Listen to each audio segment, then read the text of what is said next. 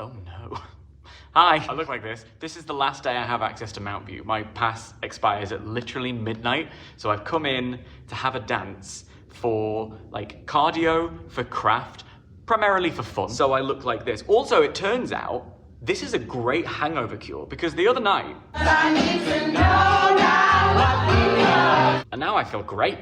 I don't look it, but I feel it, and that's important. This is a vlog about endings and beginnings and all the rest of it. If you happen to be new here, if the algorithm has brought you to my sweat corner, I'm Dan, I've just finished a postgraduate degree in musical theatre at Mount View Academy of Theatre Arts, and I'm about to be thrust unceremoniously on the doorstep of the big wide world. There she is, I can see her, over there. Hi West End. We had our last day the other day. A few drinks and speeches were made, then a few more drinks were had, then a few more drinks were had, and somehow I was on London Bridge. And we're all in a very reflective mode, looking back, looking forward, looking everywhere.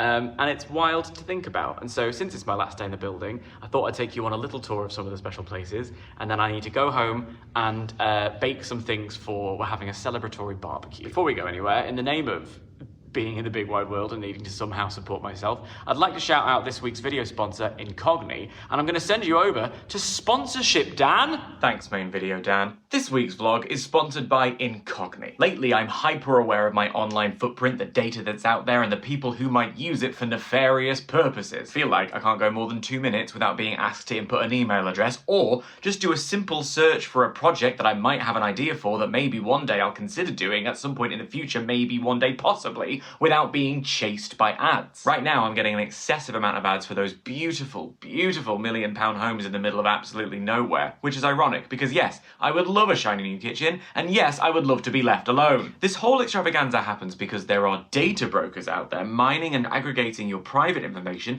your name, your location, your online activity, and selling them on to businesses who use them for all kinds of nonsense. The good news is you have the right to request that data be deleted. The bad news is it would take ages, but enter Incogn. Incogn can do all of the hard work for you, so all you have to do is create an account, grant Incogn the right to get to work for you, and they'll swoop in like a hero and get to reclaiming your info faster than I can say, I don't need 7 bedrooms. Anyway, I'll turn that one into a karaoke room. You can start taking back your personal data right now by using the link in the description and the code DanielJ for 60% off an annual plan. Thank you once again to Incogn for sponsoring us, and I'll send you back to main video, Dan. One absolute pro you are. This is the most special building ever. I love it here so much. One of the things that I have realized was, I was walking through it the other day and I felt a real sense of like scared about not being here anymore. I was like, oh no, these grey concrete walls are my safe space. What happens when I'm made to leave and I'm not here anymore? And I think that's probably a good time to go, because if I was pushed, and I wouldn't have to be pushed hard, I'd stay here forever. And I think it's good to now take everything we've learned here and go out and put it into practice and let it become something. This was training, you know? And I wonder that even if I'd done the 3-year BA, I've not spoken to any of the third years, but I don't know how they feel.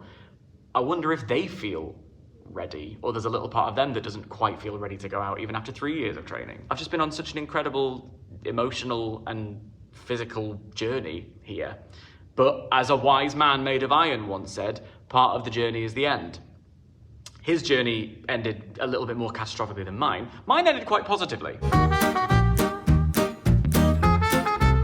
This is the studio I cried in because a Norwegian girl sang a song about 9/11 so beautifully, even though she wasn't alive at the time and wouldn't be born for another 3 years. This is a room I cried in because my teacher told me I was good. This is a studio I cried in because a Norwegian girl sang a song about moving house when all of my earthly possessions were in the back of a van. This is a studio I cried in. Did I cry in here?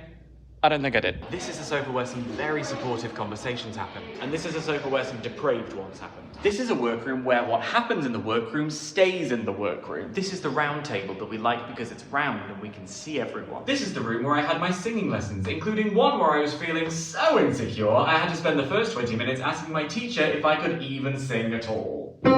This was my station in dressing room 1 of the Mac Theatre for Head Over Heels, the greatest production in the history of Mount View Academy of Theatre Arts, and one that deserves a West End transfer.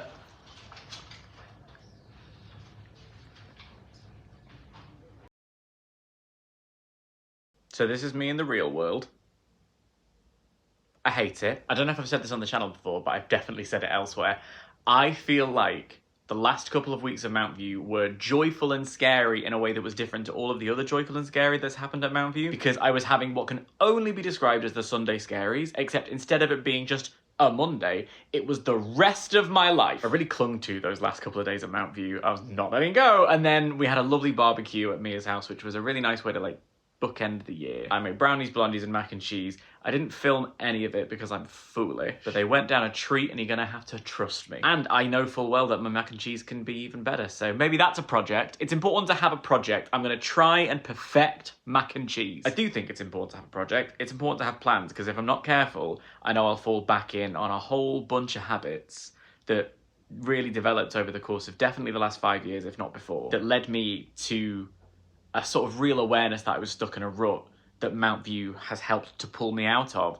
And I wouldn't be doing a year ago Dan, or the year that I've spent at Mount View Dan, a service by, you know, going, oh, that rut looks comfortable, I shall go back inside. So I have plans in place for things, like I'm going to the theatre tonight, I'm going to the theatre next week, like seeing stuff, making sure I'm still staying active and exercising the critical thinking part of my brain, staying inspired, staying excited. We get our showcase material at the end of the week, so we'll be sending that out to agents. And then what we're doing here, I need to really sit down and start thinking about that, because I'd like to be able to keep doing this so that I can afford to live and audition at the same time. So I'm taking these 2 weeks, sort of take stock of what's going on around me, and then build the routines that are going to keep me going for this new beginning of my life and career, which is wild. I've always struggled with this. I've always struggled with like setting myself a structure and having that vision. I have all the ideas in the world, but when it comes to practically making them happen, I get so overwhelmed and frustrated and confused, and I just sort of shut down, to the point where we have had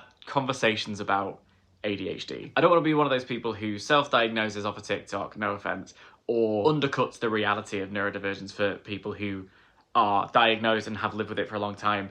But whenever I hear anyone talk about it, I'm like, oh yeah, that sounds about right. Or they talk about like coping mechanisms, and I'm like, huh, curious. So in lieu of like chasing a diagnosis, which I know is a bit of a complicated and protracted thing, I'm just gonna sort of operate as though we sort of have it, and see if the mechanisms and the tools that people use to navigate it, see if they work for me, and then maybe we'll go from there, if that makes sense.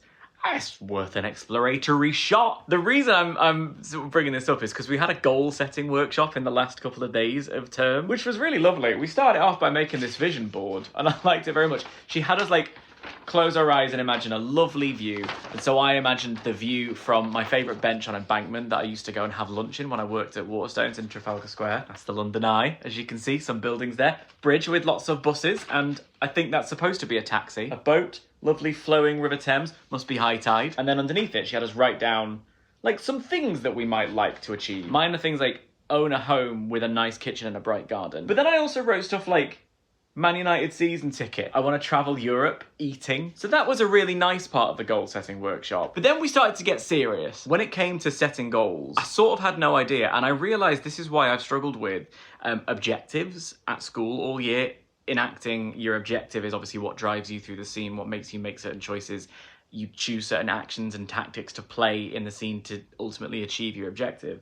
And I always struggled with it, I think because my idea of a goal is far less specific than is necessary. The more specific you get with a goal, and then you have someone sat in front of you going, okay, what are the steps you're going to take to achieve that? When are you going to do it? What are you going to do it? When are you going to do that? What are you going to do that? Oh my God, it panics and stresses me out so much. And when I already feel in my life, like between Mount View and YouTube and Wrestle Talk and financial reality and relationships and all the rest of it, family, I feel like I'm pulled in a million different directions. It feels really hard to like set a goal and see how I'm ever going to be able to get there, if that makes sense. So I think for me, it's just going to be about bringing the goal so much closer. So it's not something that has the shape of, I'm going to set this goal and achieve it in 6 months' time, and here's what I'm doing in each of the 6 months to get there. For me, it's got to be like, I'm going to set this goal, it's going to happen at the end of the month.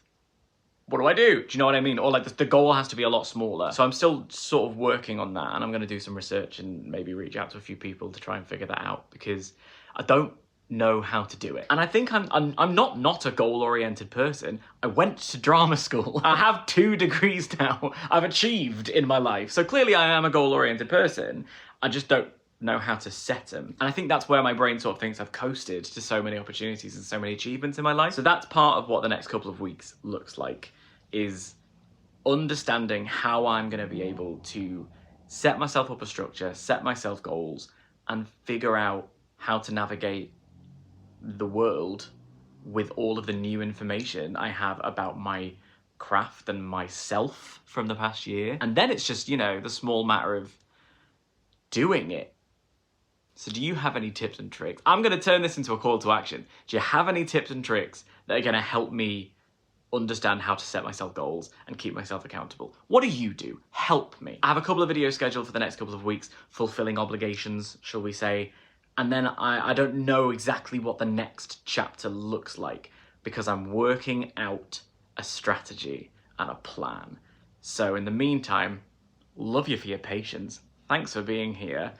Thanks for sharing this incredible adventure with me. On to the next one.